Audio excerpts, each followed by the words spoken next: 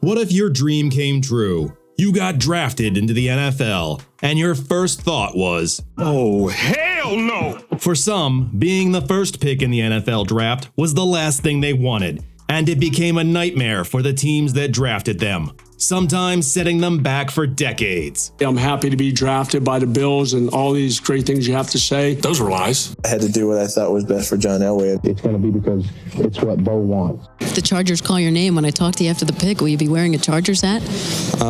Today, we're diving into the fascinating world of NFL draft picks, who flat out refuse to play for the teams that picked them. With so much drama in the LBC, it's kind of hard being NFL. From multi-sport phenoms to family pedigree, there have been a special few with the leverage to buck the system. For them, it wasn't about getting picked, it was about taking control of their destiny. Welcome to Shut Up Football. I'm Jeff Stoltzfus, your chief pointer-outer of things. That's Kevin. Today, we're talking about the NFL's most rebellious draft picks.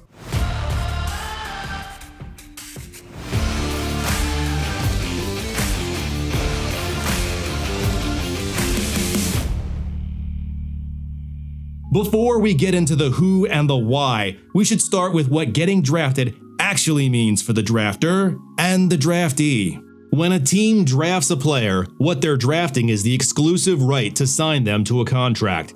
However, if an agreement can't be reached and no contract is signed, the team still retains the rights to them, even if they decide to go work at Wendy's. The player can't sign with another team. However, their rights could be traded.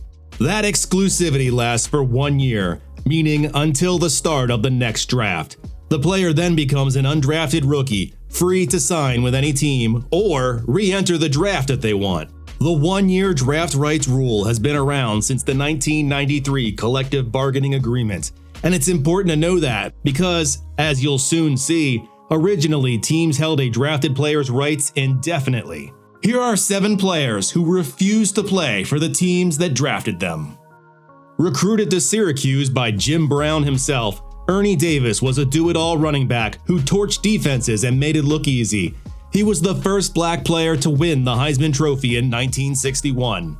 They even made a movie about him called The Express. That's your man right there, Ernie Davis. Ernie Davis scoring on an amazing 87-yard catch and run. Ernie Davis was a no-brainer first overall pick in the 1962 NFL Draft.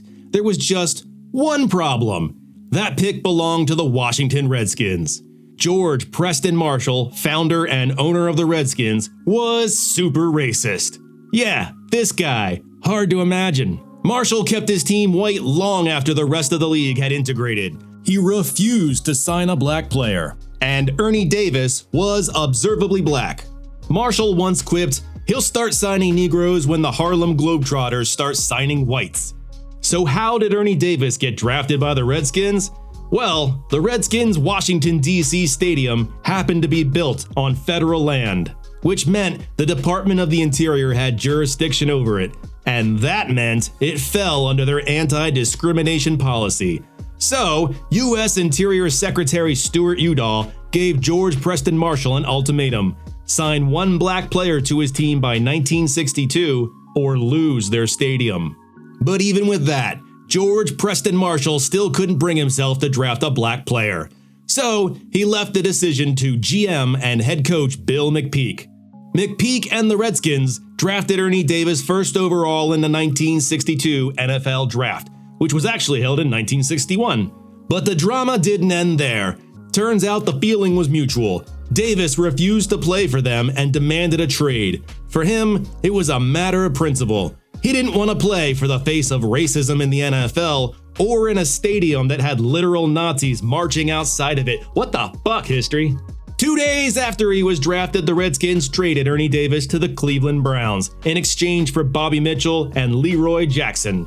Unfortunately, we never got a chance to see how good Ernie Davis could be in the NFL. He never played a down for the Browns. Just a few months later, Davis was diagnosed with leukemia. The only time he saw the field was when he ran out during a preseason game to wave at the crowd. He died in 1963 at age 23. Bruce Clark was a defensive lineman who played for Penn State from 1976 to 1979 under coach Joe Paterno. He became the first junior to ever win the Vince Lombardi Trophy and was recognized as an All-American. Joe Paterno called him his most dominant player ever.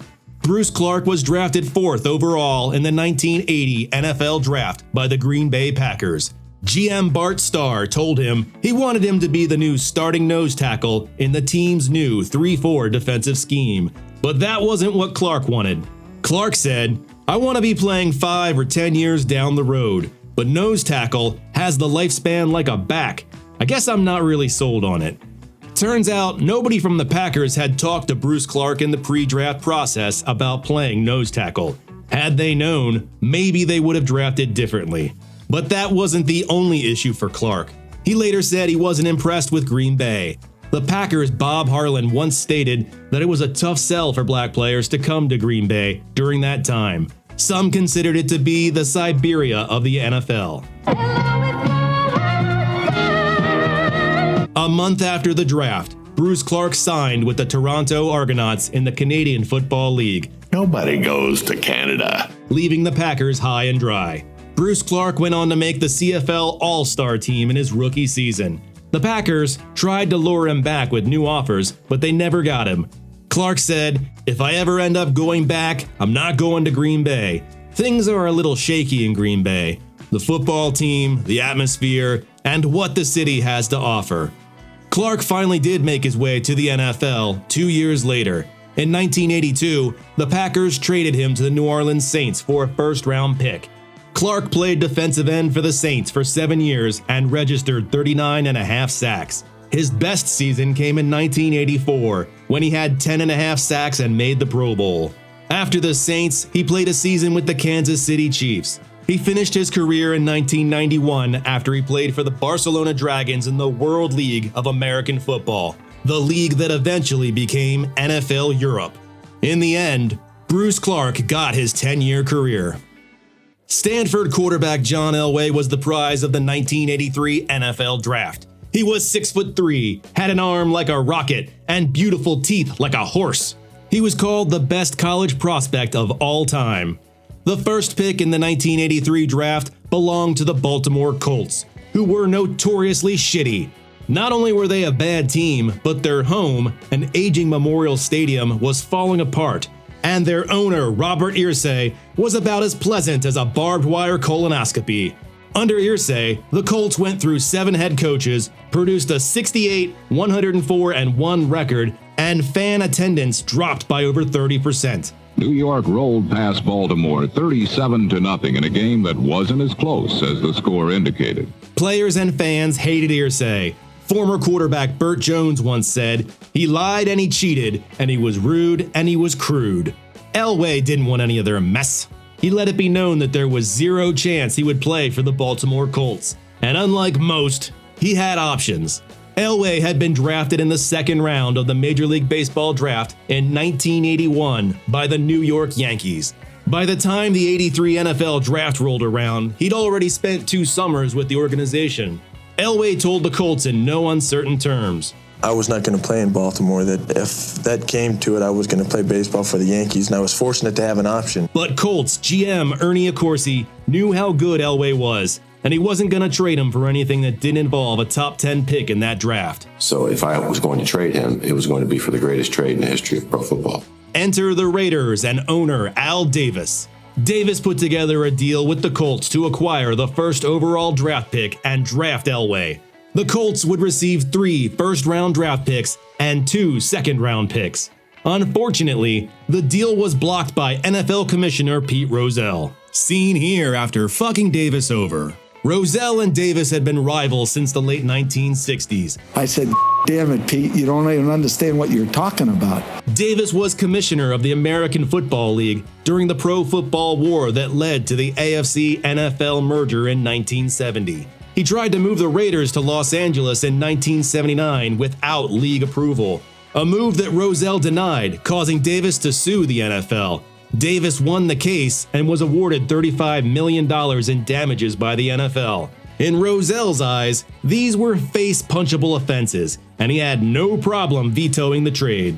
So if you're keeping track at home, that's 2 fan bases who missed out on John Elway because of their team's owner, and also a vindictive commissioner. Baltimore selects quarterback John Elway of Stanford. Elway didn't remain a Baltimore Colt for long. Robert Irsay decided to find his own deal, cutting out both his GM and his coach from the process. He said Chris Hinton, and he said Mark Herman won the next year. I kept waiting to see what else it was. Irsay thought it was a fair deal, but everyone else knew he got fleeced. And I said, is that it? And he said, yeah, that's it. I didn't find out about the trade until they broke into the NBA playoffs with a press conference. The Broncos got a 9-time Pro Bowler, a Super Bowl winning future Hall of Fame quarterback. This one's for John. And Colts fans got nothing. In fact, less than nothing. Because Irsay moved the team to Indianapolis a year later. Thanks, Bob. The 1983 draft was stacked with good quarterbacks. But Elway wasn't the only one with a bug up his butt about his landing spot. Quarterback Jim Kelly. Kelly was selected 14th overall in the 1983 NFL Draft by the Buffalo Bills. And I sure don't want to play for the Buffalo Bills. The Bills were Kelly's worst-case scenario. Why? He wasn't a fan of cold weather. The Bills were also a bad team with a bad offensive line, and their management was known for being stingy when it came to paying players. Nonetheless, Kelly and his agent arrived at the Bills' offices. They have Jim Kelly in the building to get him signed to his rookie contract. Bruce Allen from the USFL called the Bills' offices, and the secretary inadvertently put him through to Kelly's agent. I said, oh, don't sign that. Don't sign anything. We get an offer he can't refuse. And that offer was he can play for any team he wants in the USFL. You can pick it. Kelly left the Bills' offices and joined the USFL. He picked the Houston Gamblers. It was warm, they played in a dome, and Kelly signed for more money. I probably can go on days and days talk about why I picked the USFL or the NFL. Would you rather be in Houston or Buffalo? I'll stop there.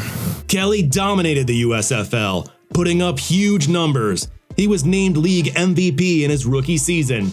He played for the Gamblers for 2 seasons. The Gamblers were then merged with the New Jersey Generals, which would have paired Jim Kelly with Herschel Walker. However, the league folded before the season, thanks in part by moving the season from the spring to the fall and also for suing the NFL for antitrust practices, a lawsuit that they won, but they were awarded less than $4 for it. Kelly had little choice but to join the Buffalo Bills at that point, as they still retained his rights.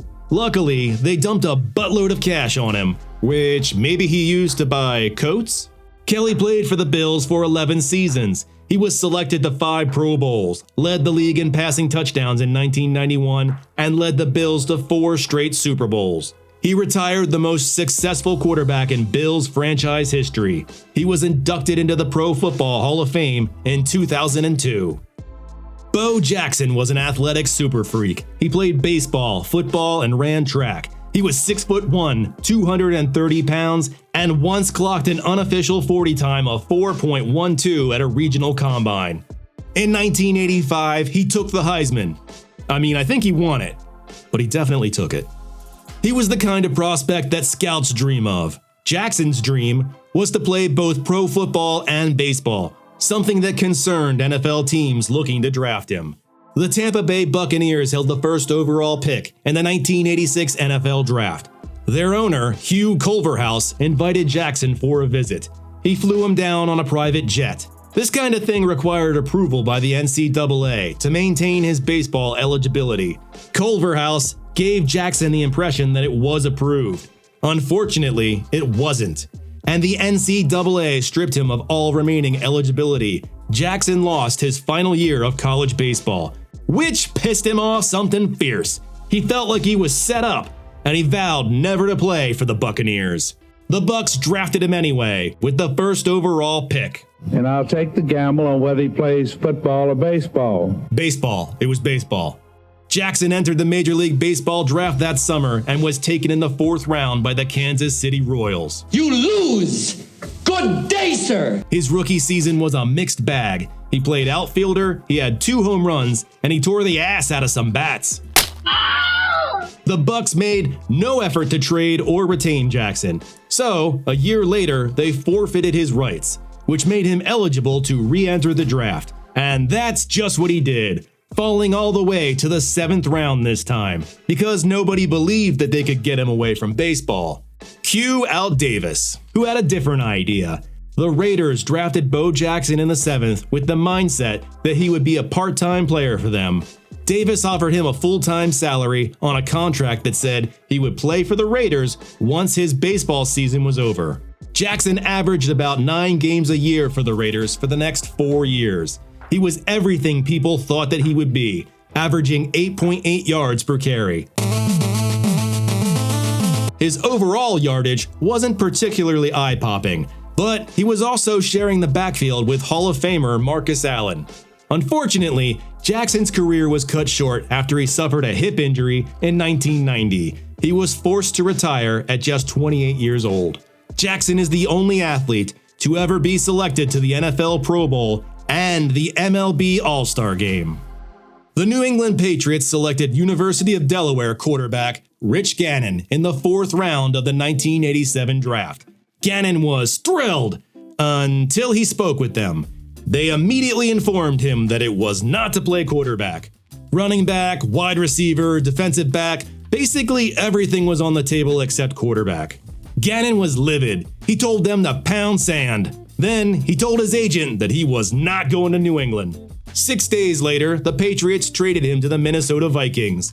He spent the next 6 seasons as the backup quarterback for the Vikings. He also spent time with the Redskins and the Chiefs. In 1999, Rich Gannon finally landed a starting job when he signed with the Oakland Raiders. Rich Gannon, here we go, Rich!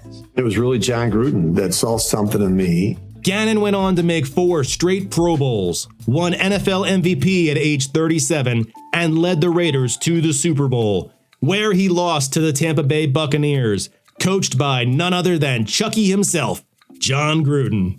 Bon Jovi is my hero. The 2004 NFL Draft was packed with talented quarterbacks. Ben Roethlisberger, Phillip Rivers, but there was no question that the top dog was Eli Manning. Fresh out of Ole Miss and Archie Manning's balls, Eli was destined to be the first pick in the NFL Draft. That pick belonged to the San Diego Chargers, but that's not where Eli Manning's dad wanted him to go. Will you be happy if the Chargers end up picking him on Saturday? No. Manning never discussed why he refused to play for the Chargers. Or maybe he did. It's kind of hard to understand him. We've made all our comments. My dad is, he's going over this. He's said everything that I want. We've talked about and go fuck yourself, San Diego. The 2004 NFL Draft received 25% higher ratings and rivaled the NBA playoffs because basketball is boring. Manning was the main attraction. Everywhere he went, fans chanted his name. Manning told the Chargers that if they drafted him, he'd sit out the entire season and re-enter next year's draft. But the Chargers drafted him anyway. The Giants needed a quarterback too. Ben Roethlisberger was the next highest rated quarterback for them.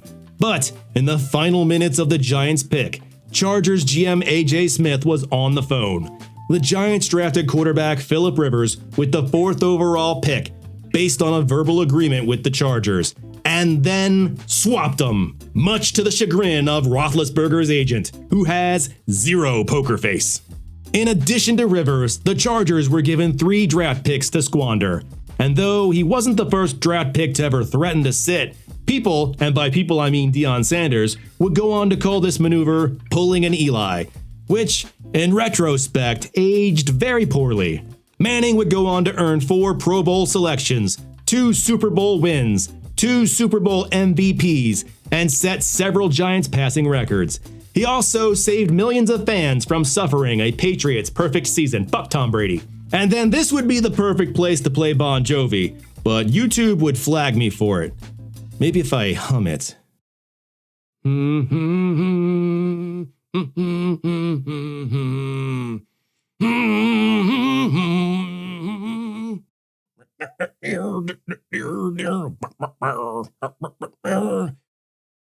don't wanna live